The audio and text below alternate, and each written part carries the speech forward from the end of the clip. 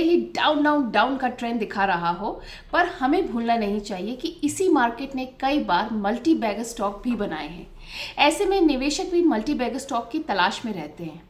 हालांकि multi bagger stock को खोजना काफ़ी आसान नहीं होता, लेकिन आप रिसर्च करके अगर एक अच्छी मल्टी बैगर स्टॉक में पैसा लगाएंगे तो वो आपको कई गुना रिटर्न दे सकता है। इतना दे सकता है जो आपकी सोच से भी कहीं ज़्यादा हो। तो आप समझ ही गए होंगे आज का हमारा ये शो बहुत ही दिलचस्प रहने वाला है। नमस्कार, मैं हूँ आपके साथ डॉक्टर नेहा सिंह, और इस शो में हर बार की तरह हमारे साथ होंगे हमारे market expert doctor Ravi Singh. Doctor Ravi, स्वागत है आपका हमारे स्पेशल शो में आज। धन्यवाद नेहा जी, मुझे एक बार फिर से यहाँ पर बुलाने के लिए और इस अच्छे टॉपिक पर एक बार अपना व्यू देने के लिए। और चूंकि आपने आज का जो टॉपिक चूज किया है वो बहुत ही इम्पोर्टेंट है, क्योंकि मल्टी बैगर कैसे बनते हैं उसकी स्टोरी आप आज बताएंगी। और मल्टी बैगर का जो एग्जाम्पल है वो भी यहाँ पर ये बताता है कि लॉन्ग टर्म इन्वेस्टमेंट पे क्या पावर है रिटर्न की। तो बहुत बहुत धन्यवाद। जी रवि जी, शुक्रिया हमारे साथ जुड़ने के लिए। आज क्या कंपनी है में हम आपको एक ऐसे ही शेयर के बारे में बताने जा रहे हैं जिसने बाजार में उतार चढ़ाव के बावजूद निवेशकों को दमदार लाभ दिलाया है। इस स्टॉक का नाम Jindal steel and power limited है। आप जानकर हैरान रह जाएंगे कि पिछले 22 साल में जिंदल स्टील एंड पावर के शेयर ₹2.37 से ₹307 तक उछले हैं, और इससे कई लोगों ने करोड़ों कमाए हैं। यानी इसका मतलब जानते हैं आप, इसका मतलब ये हुआ कि किसी निवेशक ने अगर 22 साल पहले स्टॉक में सिर्फ 1 लाख रुपए का निवेश किया होता और समय के साथ उसे बनाए रखा होता तो उसकी कीमत आज 3 करोड़ 32 लाख रुपए हो जाती। डॉक्टर रवि, आप हमारी स्क्रीन पर आइए और बताइए कि ऐसा क्या खास है जिंदल स्टील के स्टॉक में जो इसने लॉन्ग टर्म इन्वेस्टर्स को खुश कर दिया है और इतने जबरदस्त रिटर्न्स दिए हैं। देखिए, जब आप किसी भी फंडामेंटल स्ट्रांग कंपनी को और आगे जिस हिसाब से देश की डिमांड हो उस हिसाब से अगर कोई कंपनी यहाँ पर कंधे से कंधा मिलाकर चल रही हो तो उस स्टॉक में ऐसे ही रिटर्न मिलते हैं। और उसका सबसे बड़ा एग्जाम्पल है यहाँ पर जिंदल स्टील एंड पावर। 22 साल पहले जब ये कंपनी शुरू हुई थी, तब स्टॉक जब लिस्ट हुआ तो उस समय जिन इन्वेस्टर ने खरीदा और धीरे धीरे काफी इन्वेस्टर्स ने इसमें अपनी पोजीशंस बनाई।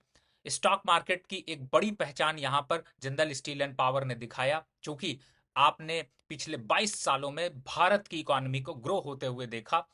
और उसमें स्टील सेक्टर हो और पावर सेक्टर, ये एक बड़ा पहलू रहे जो कि आगे डिमांड को लेकर के कंसर्न बने रहे। और इसी वजह से इस कंपनी के स्ट्रांग फंडामेंटल ने साथ देते हुए आपको मल्टी बैगर रिटर्न यहां पर 20 सालों में दिए हैं।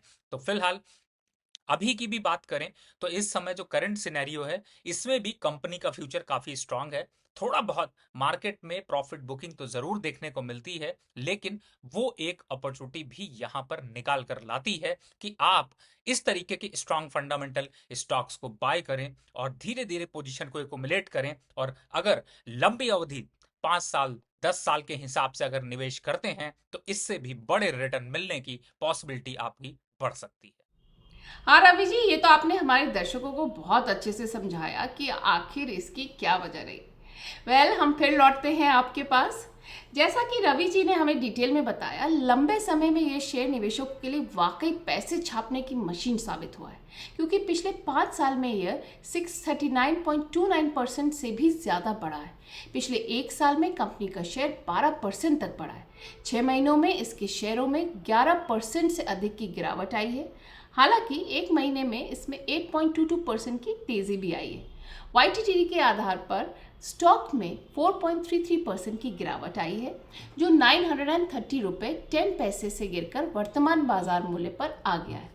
वित्त वर्ष 2025 की तीसरी तिमाही में स्टील की बिक्री में 5% की मामूली बढ़ोतरी हुई है, जो 1 साल पहले की तिमाही में 1.81 मीट्रिक टन की तुलना में 1.90 मिलियन टन तक पहुंच गई है। तो रवि जी, ये तो सक्सेस स्टोरी हमने बताई जिंदल स्टील की और इसमें निवेश करने वाले लॉन्ग टर्म निवेशकों की। पर अब आज मुझे आप ये बताइए कि हमारे व्यूअर्स को आखिर कि अब ऐसा कौन सा स्टॉक है जो फ्यूचर में इतने रिटर्न्स दे सकता है। वैसे मैं डॉक्टर नेहा से ये उम्मीद रखता हूँ कि आगे भी इस तरीके की और कंपनियों को यहाँ पर लेकर आएंगी और फिर हम उस पर डिटेल डिस्कशन करेंगे और उनके फंडामेंटल टेक्निकल चार्ट को समझेंगे। और जहाँ तक आपने जो क्वेश्चन पूछा कि क्या ऐसा और भी कंपनियों में फोकस किया जा सकता है, तो देखिए अभी के हिसाब से अगर मैं बताऊं तो ऐसी कम से कम 65 से 70 कंपनीज ऐसी हैं जो कि मल्टी बैगर आने वाले 20 साल में बनती हुई नजर आएंगी। अब अगर मैं सेक्टर स्पेसिफिक कर देता हूं जिससे कि आप स्टॉक स्पेसिफिक पे आप समझ जाएंगे, तो सबसे पहला जो सेक्टर है वो पावर सेक्टर। या पावर सेक्टर से टॉप 2 दिग्गज कंपनीज यहां पर ऐसी हैं जो कि मल्टी बैगर रिटर्न दे सकती हैं। और दूसरा सेक्टर अगर देखा जाए तो जिस तरीके से अभी मोमेंटम है उसमें माइनिंग काउंटर एक बड़ा अहम रोल अदा कर सकते हैं, जो कि उनमें आपको एक अच्छी ग्रोथ देखने को मिल सकती है।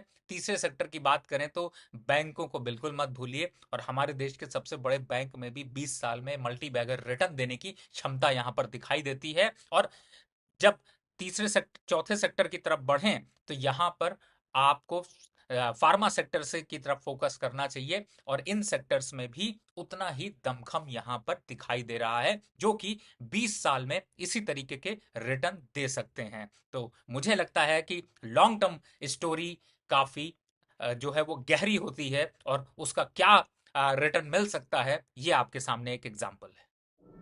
वाह, क्या बात है रवि जी, बहुत बहुत शुक्रिया हमारे साथ आज आपने अपना इतना कीमती वक्त दिया हमें, और ये स्पेशल एक्सक्लूसिव सलाह आपने हमारे दर्शकों को दी, इसके लिए again once again thank you.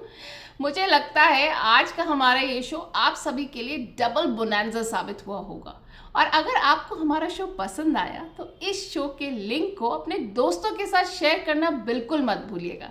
हमें कमेंट सेक्शन में ज़रूर बताइएगा कि आगे आप किस कंपनी को हमारे शो में फीचर करते हुए देखना चाहेंगे, ये भी ज़रूर बताइएगा। और हमारी टीम इस कंपनी के लिए ऊपर पूरी रिसर्च करेगी और उसका पूरा लेखा जोखा आपके सामने रख देगी।